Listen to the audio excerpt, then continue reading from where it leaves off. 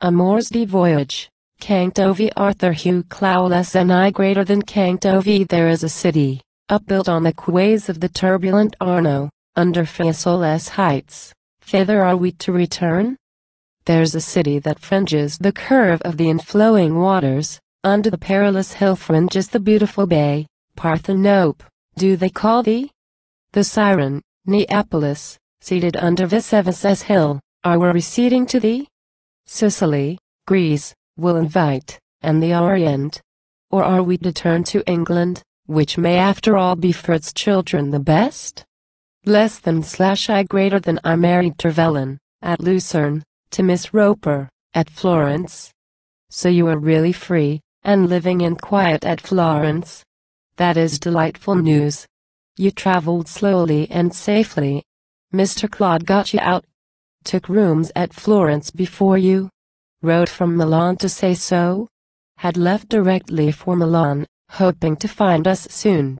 If he could, he would, you are certain. Dear Miss Roper, your letter has made me exceedingly happy. You are quite sure, you say, he asked you about our intentions.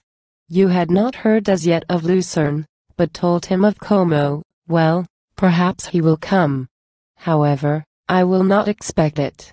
Though you say you are sure, if he can, he will, you are certain. Oh my dear, many thanks from your ever affectionate Mary. 2. Clough to Eustace. Florence. Action will furnish belief, but will that belief be the true one? This is the point, you know. However, it don't much matter. What one wants, I suppose, is to predetermine the action, so as to make it entail, not a chance belief, but the true one. Out of the question, you say.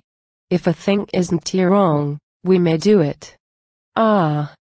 But this wrong, you see, but I do not know that it matters.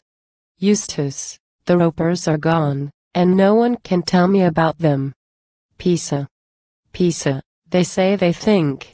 And so I followed to Pisa, hither and thither inquiring. I weary of making inquiries. I am ashamed, I declare, of asking people about it. Who are your friends? You said you had friends who would certainly know them. Florence. But it is idle, moping, and thinking, and trying to fix her image more and more to write the old perfect inscription over and over again upon every page of remembrance. I have settled to stay at Florence to wait for your answer. Who are your friends? Write quickly and tell me. I wait for your answer. 3. Mary Trevelyan to Miss Roper, at Lucabaths. You are at Lucabaths, you tell me, to stay for the summer. Florence was quite too hot. You can't move further at present. Will ye not come, do you think, before the summer is over? Mr. C got you out with very considerable trouble. And he was useful and kind, and seemed so happy to serve you. Didn't he stay with you long, but talked very openly to you? Made you almost his confessor, without appearing to know it. What about? And you say you didn't need his confessions. Oh my dear Miss Roper, I dare not trust what you tell me. Will he come, do you think? I am really so sorry for him they didn't give him my letter at Milan. I feel pretty certain. You had told him Bellagio. We didn't go to Bellagio? So he would miss our track, and perhaps never come to Lugano, where we were written in full, to Lucerne across the St. Gothard. But he could write to you. You would tell him where you were going. 4. Clough to Eustace. Let me, then, bear to forget her. I will not cling to her falsely. Nothing factitious or forced shall impair the old happy relation. I will let myself go, forget, not try to remember. I will walk on my way, accept the chances that meet me, freely encounter the world, imbibe these alien airs, and never ask if new feelings and thoughts are of her or of others. Is she not changing herself? The old image would only delude me. I will be bold, too, and change, if it must be. Yet if in all things, Yet if I do but aspire evermore to the absolute only, I shall be doing, I think, somehow, what she will be doing. I shall be thine, O my child, some way, though I know not in what way. Let me submit to forget her. I must. I already forget her. V. Clough to Eustace. Utterly vain is, alas, this attempt at the absolute, holy. I, who believed not in her, because I would fain believe nothing, have to believe as I may, with a wilful, unmeaning acceptance. I, who refused to unfasten the roots of my floating existence in the rich earth, cling now to the hard, naked rock that is left me. Ah! She was worthy, Eustace, and that, indeed, is my comfort, worthy a nobler heart than a fool such as I could have given her. Yes, it relieves me to write, though I do not send, and the chance that takes may destroy my fragments.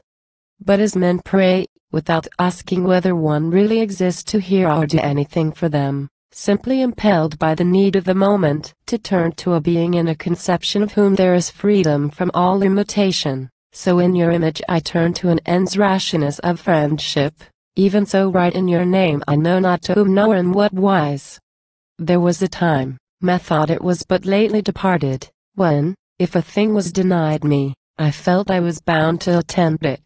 Choice alone should take, and choice alone should surrender.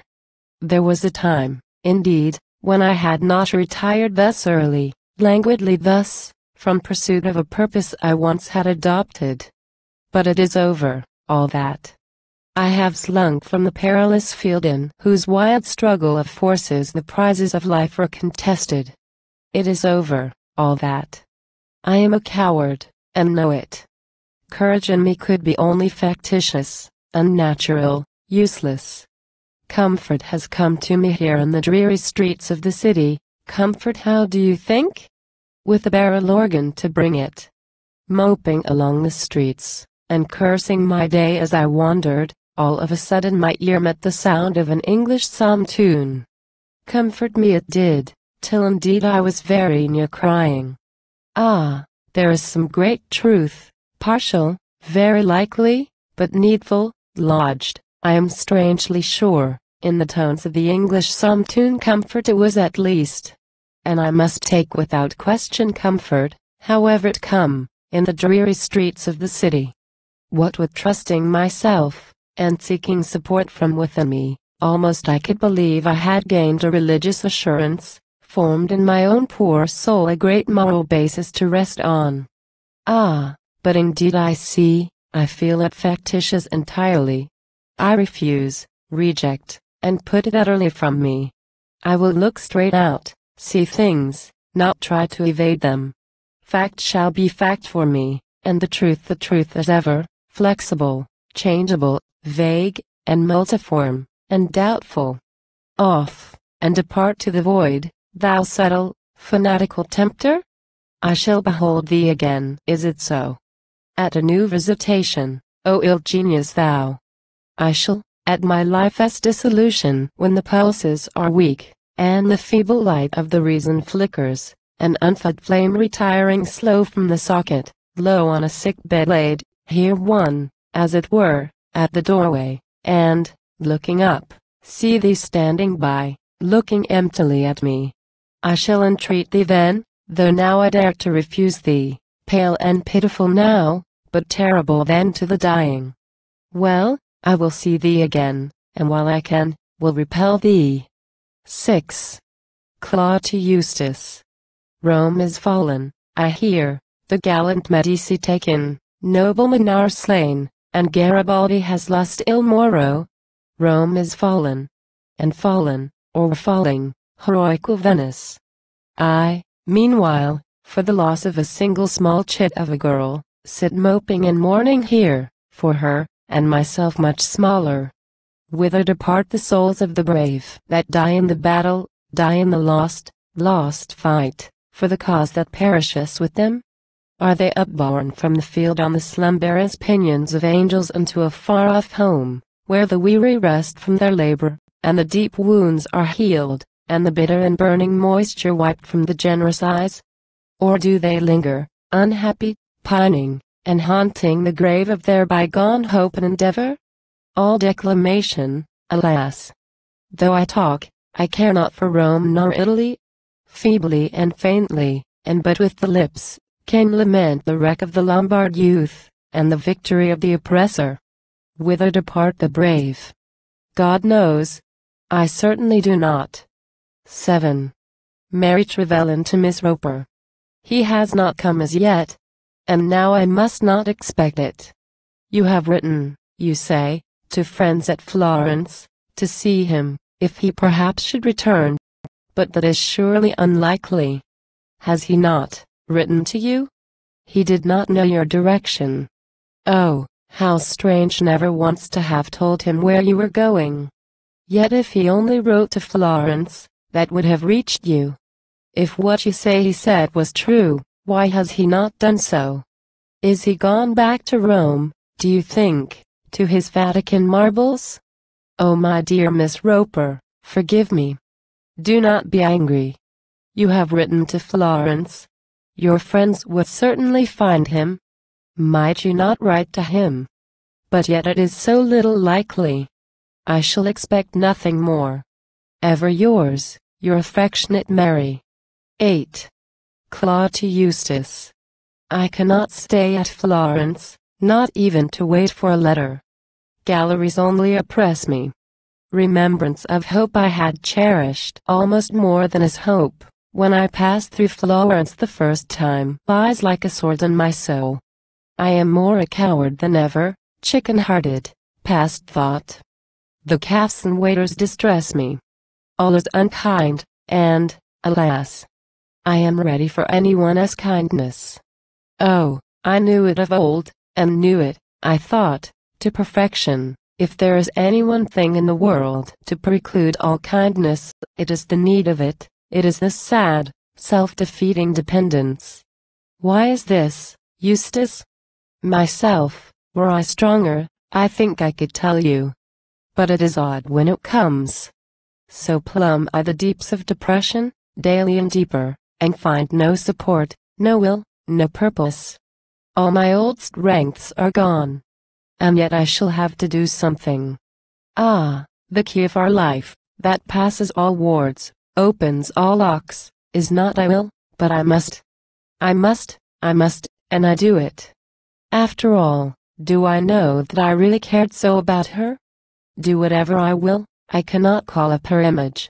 For when I close my eyes, I see, very likely, St. Peter's, or the Pantheon facade, or Michelangelo's figures, or, at a wish, when I please, the Alban Hills and the Forum, but that face, those eyes, ah, no, never anything like them.